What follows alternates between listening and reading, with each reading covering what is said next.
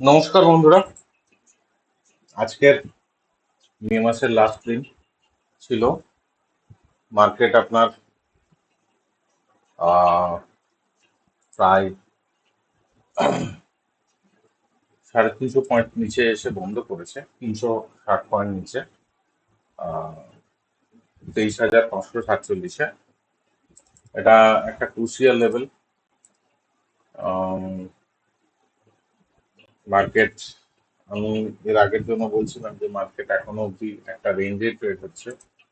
নিচে 1 থেকে 1.5, মানে নিচের দিকে 1 থেকে 1.5%, উপরের দিকে 1 থেকে 1.5%, এর ভেতরেই ট্রেড হচ্ছে জেনারেলি। তো আজকে যেটা ঘটলো সেটা হচ্ছে যে মার্কেটে আপনার 3টে অব্দি মার্কেট একটা ছোট্ট রেঞ্জ বাউন্ড ট্রেড হচ্ছিল, ডাউন সাইডেই ছিল। কিন্তু মেজরলি যেটা আপনার দেখা যাচ্ছে যে ঠিক আপনার উম, 3টে থেকে মার্কেটে একটা সেল অফ আসে, এবং মার্কেট ওখান থেকে প্রায় সিধা সিধা আপনার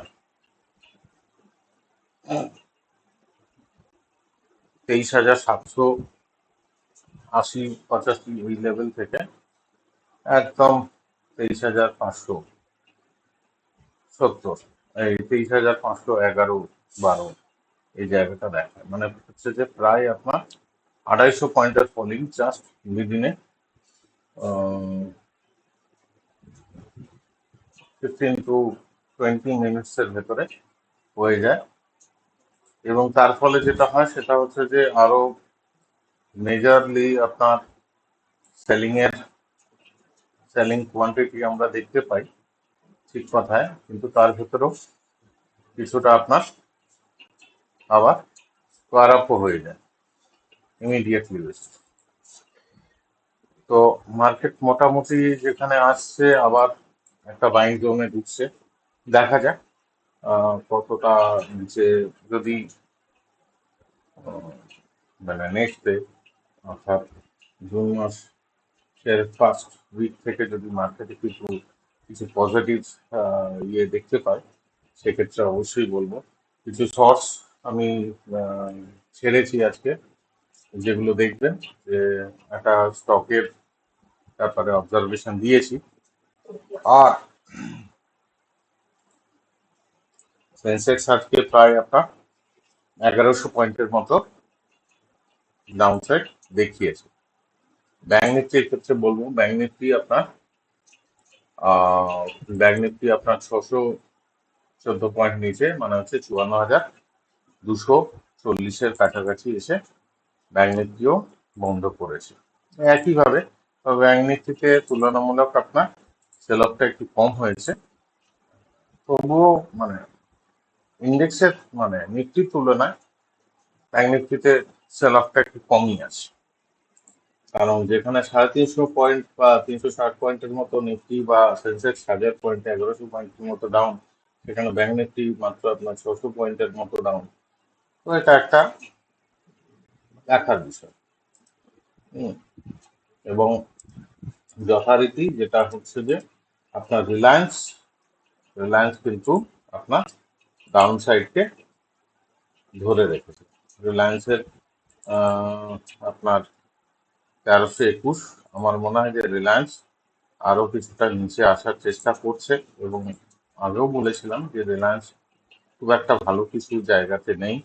মধ্যখানে যাবো একটা বড় আপনার রেঞ্জ সেটিং হয়েছিল 1400, কিন্তু উপরের যে লেভেলটা বলেছিলাম 1470-72 বা 1480 লেভেলটাকে ক্রস করলে তারপরে রিলায়েন্সে একটা ফ্রেশ ব্রেকআউট আমরা দেখতে পাবো। কিন্তু যথারীতি 1470-72 লেভেল অবধি গিয়ে রিলায়েন্স কিন্তু ওখান থেকে আর কোনোবার মুভমেন্ট করতে পারেনি, এবং যথারীতি আপনার আহ, 1312, 1312, 1320 এই লেভেলটাতে এসে করেছিল। আবার কিছুটা আপনার 1360-65 অব্দি মুভমেন্ট দিয়েছিল, সেখান থেকে আবার 1322। মনে হচ্ছে যে রিলায়েন্স জেনারেলি একটা খুব একটা ভালো জায়গাতে নেই। তার জন্য বারে বারে রিলায়েন্সকে যেরকম ভাবে ফেলছে, মার্কেটকেও সেরকম ভাবেও কিন্তু রিয়াকশন দিচ্ছে। তবুও বলতে পারি যে মার্কেট যতখানি পড়েছে তার থেকে বেশি রিলায়েন্সের উপরে এফেক্টটা বেশি এসেছে। কারণ রিলায়েন্স আপসাইড মুভমেন্ট খুব একটা বেশি দিতে পারছে না। এবং দেখতে গেলে আজকের রিলায়েন্সের সেল অফটা খুবই আপনার উইথ ভলিউম সেল অফ হয়েছে। তো আমার মনে হয় যে এই সেল অফটা কন্টিনিউ থাকবে। দেখা যাক এবারে কিরকম কি হতে পারে। আহ,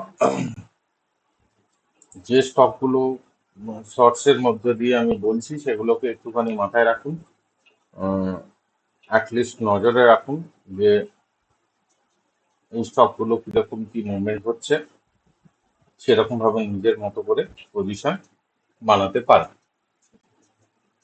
নেক্সট দিনের জন্য একটুখানি বলে দিই যে নেক্সট দিন আপনার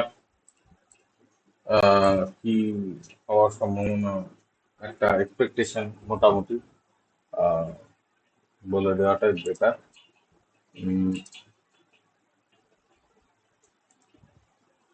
যতক্ষণ না আপনার নিফটি এই রেঞ্জটাকে ভেঙে ব্রেক করছে, রেঞ্জটা আমি একটুখানি বলে নিই। সেটা হচ্ছে যে আপনার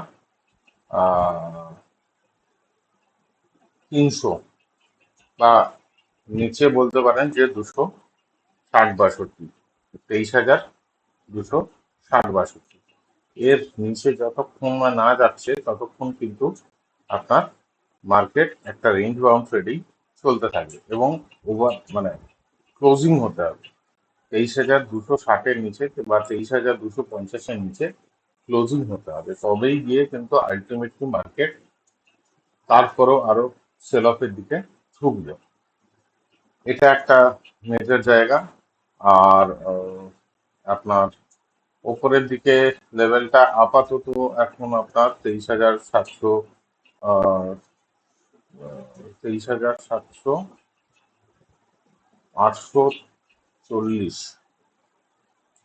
23,840 উপরের দিকের লেভেল। নিচের দিকের লেভেল হচ্ছে 23,000,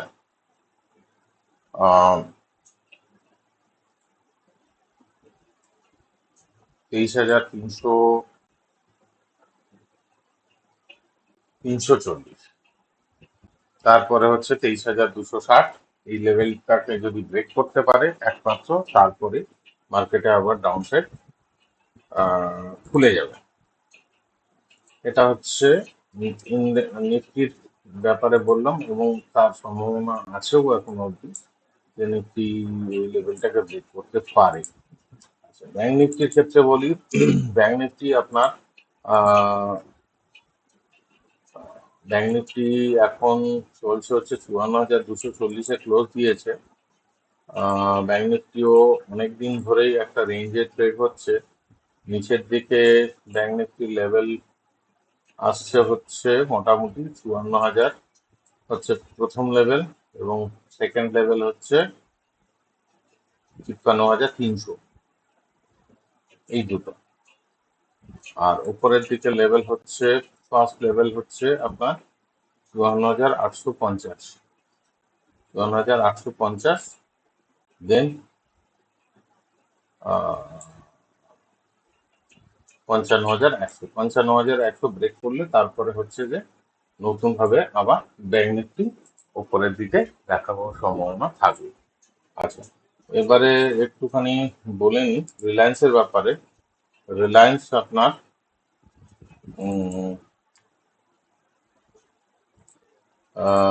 রিলায়েন্স আপনার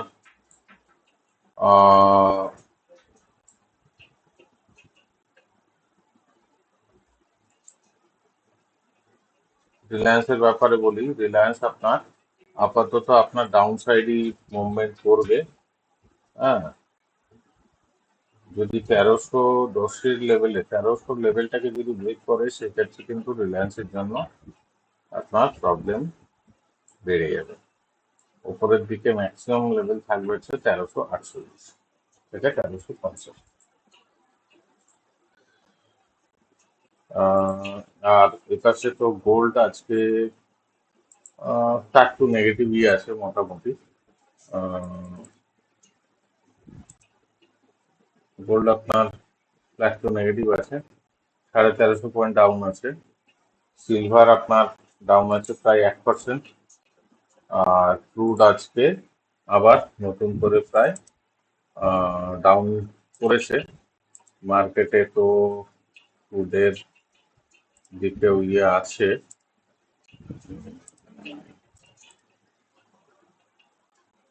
দেখা যাক।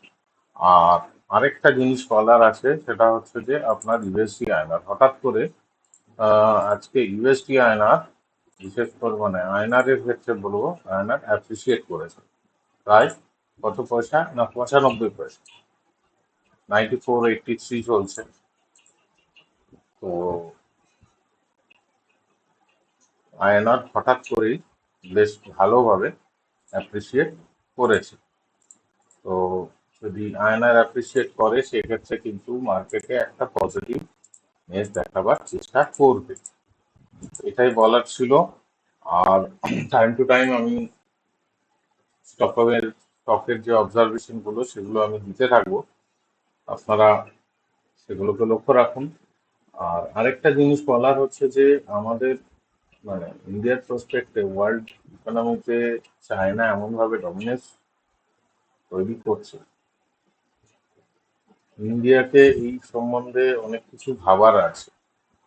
এবং যেভাবে আমাদের সেন্ট্রাল গভর্নমেন্ট খুব মানে ধিমে তালে ম্যাটার গুলোকে নিয়ে ভাবছে, আমার মনে হয় যে এরকম ভাবে করার কোনো যুক্তি নেই। আহ, অনেক ফাস্ট ব্যাপারগুলোকে এক্সিকিউশন করা দরকার। আহ, কারণ না হলে চায়না কিন্তু ফুল ওয়ার্ল্ডে যেভাবে তাদের বিজনেস এক্সপ্যানশন করছে, তাতে কিন্তু আমরা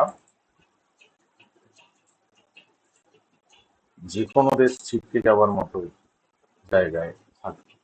তো সুতরাং সেদিক থেকে আমাদেরকে অনেকটা ওয়াকিবল থাকতে হবে যে এবং অনেক ফাস্ট এডুকেশনের দিকে যেতে হবে, যাতে ইন্ডিয়াও এই গ্রোথ স্টোরিটাকে ধরতে পারে। এটুকুই বলা। আজকের মতো নেক্সট দিন বা নেক্সট যদি কোনো রকম কোনো স্টকের ব্যাপারে দেখি তো নিশ্চয়ই জানাবো। Thank you.